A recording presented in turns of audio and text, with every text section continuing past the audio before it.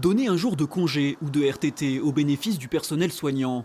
Après 2 mois confrontés à l'épidémie, à applaudir à 20 heures, beaucoup de Français se disent prêts à franchir le pas.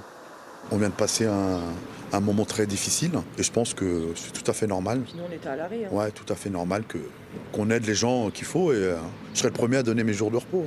Moi, oui, je serais prête à leur accorder pour qu'ils repassent du temps avec leur famille.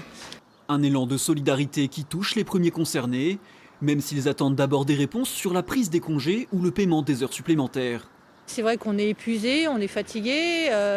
On se demande même si on va pouvoir prendre nos jours de repos déjà qu'on a, qu'on nous doit. On est en train de demander donc encore aux autres Français de se sacrifier, quoi, d'un côté.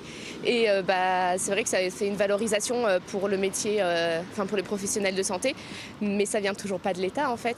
Pour la CFDT, c'est surtout un faux débat qui ne s'attaque pas aux problèmes de fond, les salaires et les conditions de travail. C'est à l'État employeur de prendre ses responsabilités, de répondre aux questions de rémunération, de protection des personnels. Ce n'est pas seulement aux salariés de prendre en charge cette question de la solidarité. Rémi Rebeyrotte fait partie des 3 députés bourguignons qui ont signé le courrier à la ministre du Travail. Pour lui, il ne s'agit pas pour l'État de se défausser. Il nous semble qu'une solidarité des citoyens vis-à-vis des soignants est aussi une autre porte ouverte. Il ne faut pas tout attendre non plus de l'État et du gouvernement. Il peut y avoir aussi des initiatives qui sont d'une autre nature, les unes n'empêchant pas les autres.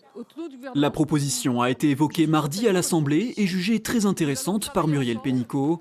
Elle devrait être discutée dans les prochaines semaines avant d'être éventuellement soumise au vote.